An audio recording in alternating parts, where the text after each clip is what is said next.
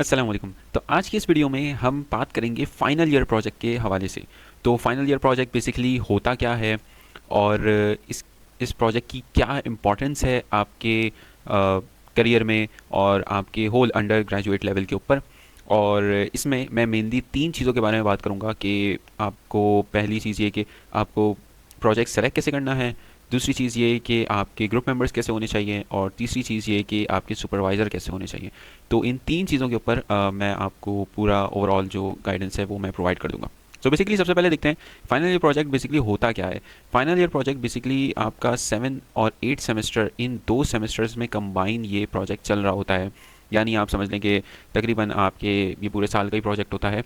और इसमें बेसिकली आपके पास ऐसा होता है कि आपके अंडर ग्रेजुएट लेवल पे जितना भी आपने जो कुछ भी पढ़ा है या जो भी आपको स्किल आती है, जो भी चीज़ें हैं, उसको कंबाइन करके आप एक प्रोजेक्ट जो है वो तैयार कर रहे होते हो। ठीक है।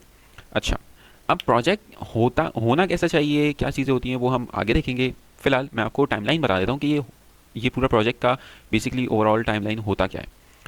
तो होता ये 7 8 सेमेस्टर में ही है। ठीक है, कंबाइन। इसमें होता ये कि सबसे पहले आपको प्रोजेक्ट प्रपोजल देना होता है। ठीक है, जो भी आप प्रोजेक्ट आइडिया सेलेक्ट करेंगे उसका एक प्रपोजल रेडी होगा। ठीक है, प्रॉपर डिटेल प्रपोजल होगा जिसमें आप सारी चीज़ें डिफाइन करोगे कि भाई मैं इस प्रोजेक्ट में क्या क्या करना चाह रहा हूँ। ठीक है, उसके जो भी मेथडोलॉजी है, क्या क्या चीज़ें आप इस्तेमाल करोगे, क्या टेक स्टैक होगा, each and every single thing वो उस प्रपोजल में लिखा जाएगा। ठीक है, तो ये प्रपोजल वैसे सबमिट होता है 7 सेमेस्टर से पहले या 7 सेमेस्टर स्टार्ट होते तक। ये आपका जो है वो प्रपोजल सबमिट हो जाता है। और फिर उसी में आपको कुछ ही दिनों बाद उसकी जो अप्रूवल है या उसमें अगर कोई इम्प्रूवमेंट है वो आपको पता चल जाती है। अच्छा, फिर आ जाती है आपके पास मिड ईयर इवैल्यूएशन। ठीक है, तो मिड ईयर इवैल्यूएशन आपकी यूजुअली होती है आफ्टर 7 सेमेस्टर एग्जाम, मतलब 7 सेमेस्टर के जब आपके एग्जाम्स हो जाएंगे उसके फौरी बाद जो है वो आपकी मिड ईयर इवैल्यूएशन हो जाएगी। ठीक है, क्योंकि मिड ईयर इवैल्यूएशन में आपके पास जितना भी आपने अभी इस सेमेस्टर में जितना भी आपने प्रोजेक्ट का काम किया होगा वो सब कुछ आपको इस इवैल्यूएशन में बताना पड़ेगा। ठीक है, और इसके मार्क्स जो हैं, इसका जो भी ग्रेड होगा वो आपके इस सेमेस्टर के एग्ज़ाम में इंक्लूड होगा। ठीक है, तो इसलिए इसको भी इंपॉर्टेंस देनी चाहिए। दूसरी बात ये कि फिर आ जाता है आपके पास फाइनल इवैल्यूएशन, जो कि आपकी 8 सेमेस्टर के एग्ज़ाम के बाद होती है। ठीक है, तो ये जो फाइनल इवैल्यूएशन होगी इसमें आपने पूरा प्रोजेक्ट जो भी आपने कंप्लीट किया है वो पूरा प्रोजेक्ट आपको प्रेजेंट करना पड़ेगा एग्जामिनर के सामने। ठीक है, तो ये एक पूरी जो है वो फाइनल ईयर प्रोजेक्ट की एक आप समझ लीजिए एक टाइमलाइन होती है, ये चीज़ें होती हैं जो कि आपको देखनी पड़ेंगी। ओके, सो अब हमने बात कर ली फाइनल ईयर प्रोजेक्ट इंट्रोडक्शन की। तो अब हम बात करते हैं कि एक्चुअली प्रोजेक्ट होना कैसा चाहिए। ठीक है। अच्छा, अब यहाँ पे देखो जो भी आइडियाज़ हैं, दो तरीके के आइडियाज़ होते हैं। या तो आपके पास कोई एक अपना पर्सनल आइडिया हो, ठीक है, उसके साथ आप जाओ। या दूसरा ये होता है कि आपके पास आइडिया नहीं है, आप टीचर्स के पास जा रहे हो या इंडस्ट्री के पास जा रहे हो कि भाई अगर वो कोई आपको प्रोजेक्ट दे दें। ठीक है, तो ये दो कैटेगरी के जो है वो लोग होते हैं। तो मैं उन दोनों के बारे में ही जो है वो बात करूँगा। बट फर्स्ट ऑफ ऑल आपने क्या करना चाहिए, आपको करना ये चाहिए कि आप जो है वो प्रीवियस बैचेस में जितने भी हमारे पास प्रोजेक्ट्स हैं, ठीक है, उनके डॉक्यूमेंट्स आपको आराम से मिल जाएंगे। ठीक है, आप सीनियर से भी मांग सकते हैं। तो या यूजुअली एनईडी की वेबसाइट के ऊपर भी अवेलेबल होते हैं। तो वो आप जो है वो प्रीवियस बैचेस के प्रोजेक्ट्स को आप देखें कि किस तरीके के प्रोजेक्ट्स एक्चुअली बनते हैं फाइनल ईयर प्रोजेक्ट में। ठीक है, किस तरीके के प्रोजेक्ट्स एक्चुअली होते हैं। लेकिन डिस्क्लेमर यहाँ पे ये है कि आपने कोई भी आइडिया कॉपी नहीं करना। ठीक है, कोई भी आइडिया आपने कॉपी नहीं करना कि भाई ये सीनियर ने बनाया था, अच्छा चलो सीनियर से उठा लेते हैं प्रोजेक्ट। नहीं, ऐसे नहीं होता। ठीक है, और होना भी नहीं चाहिए। सही है, एक तो टीचर्स इस चीज़ को अप्रूव नहीं करते, दूसरी बात ये कि फिर आपका फ़ायदा ही क्या हुआ फाइनल ईयर प्रोजेक्ट बनाने का। तो आइडिया लेने का मकसद ये है कि आपको आइडिया हो कि यार प्रोजेक्ट अच्छा एक्चुअली बनते किस तरीके से, और होते क्या हैं प्रोजेक्ट्स। एक तो प्रोजेक्ट्स होते हैं जो कि आप सेमेस्टर पर सेमेस्टर अपने कोर्सेज में बना रहे होते हो, छोटे मोटे प्रोजेक्ट्स। लेकिन ये 2 सेमेस्टर्स का प्रोजेक्ट है, तो आपको पहले देखना पड़ेगा कि भाई प्रोजेक्ट एक्चुअली होते किस तरीके, किस लेवल के प्रोजेक्ट्स होते हैं। ठीक है, दूसरी बात ये कि देखो आप कोई भी ऐसा प्रोजेक्ट उठा सकते हो जो कि एक नॉर्मली कोई भी अगर प्रॉब्लम है जिसका सोल्यूशन ऑलरेडी एग्जिस्ट करता है, आपने उसी को थोड़ा बेहतर बना दिया। ठीक है, आप इस तरीके के प्रोजेक्ट बना सकते हो। बट बेहतर ये होगा कि आप कोई भी एक प्रॉब्लम को आइडेंटिफाई करें जिसको आप एक्चुअली सॉल्व कर सकते हैं। वो प्रॉब्लम कुछ भी हो सकती है, वो आपके अपने साथ कोई प्रॉब्लम हो सकती है, या वो कोई आप अपनी डेली लाइफ में फेस करते हो, या आपको पता हो कि यार ये इस तरीके की प्रॉब्लम है, हम लोग किसी भी डोमेन में हो सकती है, वो हेल्थ केयर के डोमेन में हो सकती है, वो फाइनेंस के डोमेन में हो सकती है, वो किसी और चीज़ के डोमेन में हो सकती है, एजुकेशन में हो सकती है। कोई भी ऐसी प्रॉब्लम जिसको आप अपने इंजीनियरिंग स्किल्स के साथ सॉल्व कर सकते हैं, वो आप जो है वो उसको, अगर आपको लगता है कि अच्छा यार ये एक प्रॉब्लम है जिसका इम्पैक्ट बहुत, अगर मैं इसका सोल्यूशन बनाऊँ तो इसका इम्पैक्ट बहुत ज़्यादा होगा, तो वो आपने प्रॉब्लम आइडेंटिफाई करनी है। ठीक है। अच्छा, दूसरी बात ये कि आपने जो भी आपके पास प्रॉब्लम हो या जो भी चीज़ें हों आप आइडेंटिफाई कर लें, तो आपने क्या करना है कि लिटरेचर रिव्यू करना है। लिटरेचर रिव्यू बहुत इंपॉर्टेंट है, ठीक है, क्योंकि आप जो भी प्रॉब्लम आइडेंटिफाई करेंगे, जो भी आपके पास अपना आइडिया होगा, वो एक्चुअली दुनिया में किसी ना किसी ने उसके ऊपर कोई ना कोई काम ज़रूर किया होगा, ठीक है। जो भी आइडिया आपके जहन में आएगा, जो भी प्रॉब्लम आप देख रहे हैं, उसके ऊपर कोई ना कोई काम जो है वो दुनिया में चल रहा होगा या किसी ना किसी ने उस तरीके का कोई काम किया हुआ होगा। तो लिटरेचर रिव्यू में बेसिकली करते क्या है कि हम रिसर्च पेपर्स को देखते हैं, ठीक है। रिसर्च पेपर्स आप सर्च करते हो अपने आइडिया से रिलेटेड, जो भी आपका आइडिया हो उससे रिलेटेड आप रिसर्च पेपर्स को सर्च करें और उसमें आप देखें कि भाई किस किस तरीके की चीज़ें उस आइडिया से रिलेटेड हुई हुई हैं, ठीक है। उसका सबसे अच्छा रिसोर्स जो है वो आपके पास गूगल स्कॉलर है, ठीक है। गूगल स्कॉलर पे आपको हर किस्म का जो है वो रिसर्च पेपर आपको मिल जाएगा। ये आपके पास जो है वो आपकी गूगल स्कॉलर की वेबसाइट होती है। तो इसमें आप जो है वो अपना कोई भी अपना आइडिया आप यहाँ पे लिख देंगे तो आपके पास उससे रेलिवेंट जो है वो आ जाएंगे। जैसे हमारा जो प्रोजेक्ट है वो है AI powered smart glasses for blind, let's say, ठीक है। तो अब देखो इससे रिलेटेड ये हमारे पास सारे ये रिसर्च पेपर्स आ गए, ठीक है। जो भी आपके पास काम हुआ हुआ है इसमें इससे रिलेटेड, उससे रिलेटेड आपके पास सारे जो है वो पेपर्स यहाँ पे होंगे। ये पूरे पेपर्स आप देख सकते हैं। इसमें आप देख सकते हैं कि क्या क्या किस किस तरीके का काम हुआ हुआ है एक्चुअली में, और बहुत सारे इसमें जो है वो रिसर्च पेपर्स आपको मिल जाएंगे। तो आप इसमें देख सकते हो कि भाई किस किस तरीके का काम इन लोगों ने किया हुआ है और आप अपने सिस्टम में क्या चीज़ ऐसी हो सकती है जो कि इसमें आप इम्प्रूव कर सकते हैं, जो कि आपको लगता है कि यार ये चीज़ एक्चुअली में नहीं हुई भी, या ये चीज़ आप इम्प्लीमेंट कर सकते हैं, कोई फीचर हो सकता है, कुछ भी चीज़ हो सकती है जो कि आप कर सकते हैं। तो ये गूगल स्कॉलर पे आपने ज़रूर जाना है जब भी आपका आइडिया फाइनलाइज हो जाए, या जब भी आपको लग रहा हो कि अच्छा यार ये आइडिया हमारे जहन में आ रहा है, ये प्रॉब्लम मैं सॉल्व करना चाह रहा हूँ, उससे रिलेटेड आपने जो है वो यहाँ पे आके रिसर्च पेपर्स को ज़रूर देखना है, ठीक है। अच्छा, एक और चीज़ ये है टेक स्टैक के हवाले से मैं बताना चाहूँगा कि यार टेक स्टैक जो है वो आपने जो भी आप का एक एम हो कि यार मुझे इस फील्ड में अपना करियर बनाना है, ठीक है। जैसे कुछ बहुत सारे लोगों का होगा हमें ए आई एम एल में बनाना है, तो प्रेफर ये करो कि आपका जो प्रोजेक्ट हो वो ए आई एम एल साइट पर ही हो, ठीक है। ये प्रेफर करना कि आपका कोई भी प्रोजेक्ट हो वो ए आई एम एल साइट पर हो, ताकि आपको उससे फ़ायदा हासिल हो सके। वो मैं बताता हूँ थोड़ी देर में क्या फ़ायदा होगा। अगर किसी का जैसे ब्लॉकचेन में इंटरेस्ट है तो वो अपना प्रोजेक्ट सोचे कि यार अच्छा मैं ब्लॉकचेन में किस तरीके से जो है वो मैं अपना प्रोजेक्ट कर सकता हूँ, कोई ऐसी प्रॉब्लम हो जो कि मैं ब्लॉकचेन के इसमें मैं सॉल्व करूँ, ठीक है। किसी का होगा यार मैं कंप्यूटर विजन में कर लूँ, तो आप उस साइड पे करें। किसी का होगा यार मैं मर्न स्टैक में करूँ, या मैं वेब डेवलपमेंट जो डेवलपमेंट साइड है उसमें मैं करूँ, तो ठीक है आप उस तरीके की कोई एप्लीकेशन आप बना सकते हो। तो कहने का मकसद ये है कि टेक स्टैक इंपॉर्टेंट है। वो क्यों इंपॉर्टेंट है कि देखो, अगर आपका जैसे एम है ए आई एम एल साइट जाना, ठीक है, मशीन लर्निंग की साइट पे जाना, ए आई की साइट पे जाना, और अगर आपका फाइनल ईयर प्रोजेक्ट भी उसी डोमेन में है, तो जब आप इसको अपने रिज्यूमे में मेंशन करते हो या कहीं भी इंटरव्यू देने जाते हो, कोई भी आपसे पूछता है कि भाई अच्छा आपका एफ आई पी क्या है, क्योंकि जब आप जैसे जाते हो ना कि अपनी फ़र्स्ट इंटर्नशिप के लिए, फ़र्स्ट जॉब के लिए, जब आप ग्रेजुएट हो रहे होते हो या फाइनल ईयर में होते हो, तो आपसे पहला सवाल यही पूछा जा रहा होता है आपका एफ आई पी क्या है, ठीक है। तो अगर आपका एफ आई पी आपके उस डोमेन से रिलेटेड है जिसमें आप अपना करियर परस्यू कर रहे हो, तो आपको उसमें बहुत फ़ायदा होता है, एक एज मिल जाता है, ठीक है, कि अच्छा इस बंदे का इसमें इंटरेस्ट भी है और इसका इसमें एफ आई पी भी बनाया हुआ है। तो इसलिए टेक स्टैक जो है वो इम्पॉर्टेंट है, आपके कि वो आपके करियर के साथ अलाइन हो, ठीक है। तो ये वाली चीज़ होती है। तो और आपका प्रोजेक्ट जो है एफ आई पी प्रोजेक्ट वो इंपॉर्टेंट रहता है आपकी फ़र्स्ट इंटर्नशिप या फर्स्ट जॉब के लिए, ठीक है। तो ये बहुत इंपॉर्टेंट चीज़ होती है। तो ये चीज़ें थी जो कि आपको प्रोजेक्ट से रिलेटेड जो है वो मुझे बतानी थी।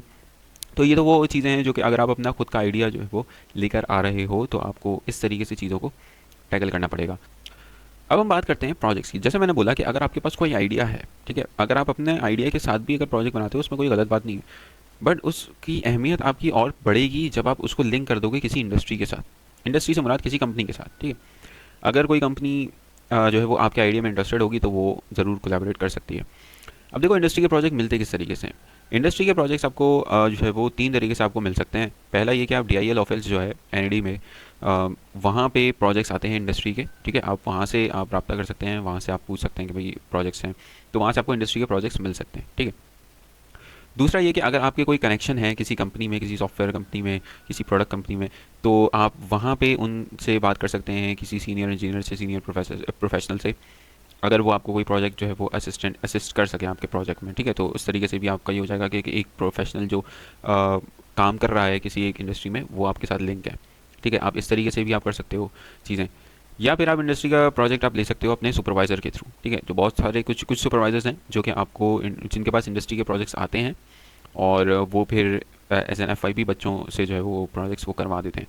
तो अगर आप इंटरेस्टेड हो इंडस्ट्री प्रोजेक्ट्स में, तो आप सुपरवाइज़र के थ्रू भी ये प्रोजेक्ट्स आप कर सकते हो, ठीक है। इंडस्ट्री के प्रोजेक्ट से फ़ायदा ये होता है कि यार आपका जो भी एफ है वो एटलीस्ट आपको ये रहता है कि यार ये मैं एक्चुअली मैं मेरा जो प्रोजेक्ट है वो एक इंडस्ट्री में यूज़ होगा, ठीक है। वो एक कंपनी में यूज़ होगा, वो किसी इंडस्ट्री में यूज़ हो सकता है। तो आपको ये रहेगा कि अच्छा यार हम जो चीज़ बना रहे हैं ना वो कोई मीनिंगफुल है, वो एक जगह पे इस्तेमाल होगी, ठीक है। तो इससे काफ़ी अच्छा एक इंप्रेशन भी जाता है और आपको बहुत कुछ सीखने को मिल रहा होता है। तो इसलिए प्रेफरेबल ये रहता है कि आप इंडस्ट्री के प्रोजेक्ट्स लें, लेकिन अगर आप अपने आइडिया के साथ भी जाना चाह रहे हैं और आपका आइडिया एक इम्पैक्टफुल आइडिया है तो उसमें भी कोई ऐसा प्रॉब्लम नहीं होगा। अच्छा भाई, अब आपका प्रोजेक्ट जो है वो आपने प्रोजेक्ट के हवाले से हम लोगों ने बात कर ली। तो उससे पहले आपको ग्रुप मेंबर्स के बारे में मैं बता दूं कि ग्रुप मेंबर्स आपके किस तरीके के होने चाहिए, ठीक है। क्योंकि जब आपके ग्रुप मेंबर्स होंगे तो आप प्रोजेक्ट को और अच्छे से अपना आइडिया आप सर्च कर सकते हो, ठीक है। ग्रुप मेंबर्स किस तरीके के होने चाहिए? देखो, अगर आप वाकई सीरियस हो अपने प्रोजेक्ट को लेके, अपने एफआईपी को लेके, अगर आप वाकई सीरियस हो तो आपको अपने ग्रुप मेंबर्स को सेलेक्ट करते हुए भी बहुत सीरियस रहना चाहिए, ठीक है। बहुत सारे ऐसे जो मोस्टली जो होते हैं एफआईपीज वो ऐसे ही बन रहे होते हैं कि जो भी दोस्त थे वो फर्स्ट सेमेस्टर से साथ थे, सेकंड सेमेस्टर से साथ थे और सेकंड ईयर से साथ थे, तो वो आराम से वो लोग आपस में जो है वो कह रहे होते हैं कि बस वही लोग आपस में बना लें। उसमें वो चीज़ नहीं देखते कि यार किसको कितनी स्किल आती है, क्या होता है क्या नहीं। लेकिन उसमें एक मसला ये हो जाता है कि आप दोस्ती के चक्कर में जो है ना फिर ये होता है कि एक ही बंदा काम कर रहा होता है या दो बंदे काम कर रहे होते हैं, कुछ बंदे काम नहीं कर रहे होते, तो फिर उसमें बहुत सारी जो है वो मिसकम्युनिकेशन हो जाती है, बहुत सारी लड़ाई हो जाती है। तो ऐसे भी ग्रुप्स हैं जो कि आपके जिन लोगों ने शायद पहले किसी के साथ आपस में काम नहीं किया बट फर्स्ट टाइम वो लोग एक दूसरे के साथ काम करें, तो इस तरीके के भी ग्रुप्स होते हैं। और वो सेलेक्ट ऐसे करते हैं कि यार ये अगर बंदा बहुत अच्छा है, ये काम करने में अच्छा है, इसकी स्किल्स हमारे प्रोजेक्ट के साथ या हमारे आइडिया के साथ अलाइन कर सकती हैं, तो उस बंदे के साथ वो लोग कोलैबोरेट कर लेते हैं। तो ग्रुप मेंबर्स का सिलेक्शन बहुत इंपॉर्टेंट होता है इस टाइम पे। आप अगर आपको बाकी अपने प्रोजेक्ट के साथ कोई इतना वो नहीं है तो आप कर सकते हैं यार, दोस्ती और दोस्ती में आपने कर लिया आराम से आपस में। बट द थिंग इसके और अगर आपके दोस्त सपोर्टिव हैं भाई, अच्छे उनके पास वो लोग मेहनती हैं, स्किल्स हैं और वो लोग सीरियसली लेते हैं काम को, तो डेफिनेटली यार आपको जो है ना अपने दोस्तों के साथ करना चाहिए, क्योंकि उनसे बेटर अंडरस्टैंडिंग आपकी इसके साथ होगी। तो अगर आपके दोस्त इतने अच्छे हैं, सीरियस हैं लेके इस प्रोजेक्ट को, और आपके अगर पहले भी आपने उनके साथ ग्रुप्स बनाए हुए हैं और वो काम अच्छा करते हैं, तो डेफिनेटली आपको उनके साथ जाना चाहिए। और अगर नहीं है इस तरीके का तो आप ढूंढें ऐसे लोगों को जो कि वाकई सीरियस हैं काम को लेके। और क्योंकि भाई एफआईपी कोई मजाक नहीं होता, ठीक है। आपको यहाँ पे काम करना पड़ता है और पूरे साल आपको काम करना पड़ता है, बहुत सारी चीज़ें होती हैं इसमें। तो इस वजह से ग्रुप मेंबर्स की सिलेक्शन बहुत इंपॉर्टेंट रहती है। बहुत सारे ऐसे ग्रुप्स भी होते हैं जो कि जिसमें एक ही बंदा काम कर रहा होता है बेचारा, तो बाकी तीन मेंबर्स जो है वो नहीं कर रहे होते काम, तो इसमें बहुत जो है ना मसले होते हैं। तो इट्स बेटर कि आप जो है वो अपने ग्रुप मेंबर्स अच्छे सेलेक्ट करें, ठीक है। फिर आ जाती है बात सुपरवाइज़र की। अच्छा, सुपरवाइज़र का देखो ये होता है कि इसमें मैं कुछ पॉइंट्स आपको बताऊंगा। सुपरवाइज़र बेसिकली आपके टीचर्स ही होते हैं, ठीक है, जिन्होंने आपको पढ़ाया 4 साल, ठीक है, वही टीचर्स होते हैं आपके सुपरवाइज़र्स। तो अब जो सुपरवाइज़र का काम बेसिकली मैं आपको बता देता हूँ वो होता क्या है। सुपरवाइज़र का काम ये होता है कि वो सिर्फ आपके प्रोजेक्ट को एज अ गाइड कर रहा होता है, सिर्फ देख रहा होता है, ठीक है। सुपरवाइज़र का काम ये नहीं होता कि वो आपको हाथ पकड़ के उंगली पकड़ के जो है वो प्रोजेक्ट करवाए, ये सुपरवाइज़र का काम नहीं होता, ठीक है। बहुत सारे बच्चे ये एक्सपेक्ट कर रहे होते हैं कि यार सुपरवाइज़र हमें जो है वो हर चीज़ में वो करे और हाथ पकड़ के हमारा काम कराए, ऐसे नहीं होता, ठीक है। कोई सुपरवाइज़र ऐसे नहीं करता। सुपरवाइज़र का काम बेसिकली होता है आपको गाइड करना आपके प्रोजेक्ट से रिलेटेड, ठीक है। उसके बाद जो सुपरवाइज़र की अपनी जो एक्सपर्टीज़ है वो सुपरवाइज़र आपको उसके लिहाज से गाइडेंस करते हैं, ठीक है। तो और अगर वो किसी इंडस्ट्री के साथ लिंक्ड हैं तो वो आपको उस इंडस्ट्री के साथ जो है वो कनेक्ट करवाते हैं। सुपरवाइज़र का बेसिकली ये है कि सुपरवाइज़र आपको कैसे सेलेक्ट करना चाहिए। तो ये देखें, ये एक हर एक का अपना ओपिनियन है, हर एक का अपना एक एक मिजाज है, एक हर बंदा जानता है कि यार कौन सा टीचर किस तरीके का है, ठीक है। और लोगों को इतना आइडिया हो जाता है अपने टीचर से पढ़ के कि भाई वो टीचर्स किस किस तरीके के हैं और कैसे जो है वो चीज़ों को लेके चलते हैं। तो it's totally up to you कि आप किस तरीके का सुपरवाइज़र देखते हैं। बट मोस्ट इंपॉर्टेंटली कुछ पॉइंट्स जो हैं वो ये हैं कि आपके जो सुपरवाइज़र हों उनकी जो एक्सपर्टीज़ है वो आपके प्रोजेक्ट के टेक स्टैक से या प्रोजेक्ट के डोमेन से अलाइन करनी चाहिए, ठीक है। यानी अगर आपका प्रोजेक्ट AI/ML में है और अगर आपके सुपरवाइज़र की जो है वो AI/ML साइड पे उनका एक्सपर्टीज़ नहीं है, तो ये फिर बड़े मसला हो जाएगा, ठीक है। अच्छा, इसीलिए ये इंपॉर्टेंट है कि अगर आप AIML साइट पे बना रहे हो तो आपके जो सुपरवाइज़र हैं वो उनकी भी जो एक्सपर्टीज़ हो वो AIML साइट पर ही हो। ठीक है, तो ये काफ़ी इंपॉर्टेंट है ताकि वो आपको आराम से अच्छे से आपको गाइड कर सकें। ठीक है, और सुपरवाइज़र का काम बस ये होता है कि वो आपकी अपडेट लेते हैं कि आपने कितनी प्रोग्रेस की है। ठीक है, और अगर कहीं आप फंस रहे हो या कोई चीज़ है तो वो उसके ऊपर थोड़ी बहुत गाइडेंस आपको कर लेते हैं। और हाँ, अगर आप इंडस्ट्री के प्रोजेक्ट्स करना चाह रहे हो और आपको ऐसे इंडस्ट्री नहीं मिल रही और आप चाह रहे हो किसी सुपरवाइज़र के थ्रू करें, तो सुपरवाइज़र से आप जाके बात करें, उनसे बोलें कि भाई हमें ये इंडस्ट्री का प्रोजेक्ट चाहिए। वो आपको अपने प्रोजेक्ट भी उनके पास होते हैं, काफ़ी कुछ प्रोजेक्ट्स आए हुए होते हैं, तो वो अपने प्रोजेक्ट्स भी आपको सजेस्ट कर रहे होते हैं। अगर आपको वो अच्छे लगें आप उस प्रोजेक्ट के साथ चले जाएँ। ठीक है, तो अच्छा, सुपरवाइज़र को रीच आउट कब करना होता है? सुपरवाइज़र को आप रीच आउट कर लें आप अपने 6 सेमेस्टर में। ठीक है, 6 सेमेस्टर में ही रीच आउट कर लें, एंड में ना रखें क्योंकि एंड में फिर बहुत मुश्किल हो जाती है। तो आप अपने सुपरवाइज़र को 6 सेमेस्टर में ही रीच आउट कर लें, तो ये जो है वो बेहतर तरीका रहता है।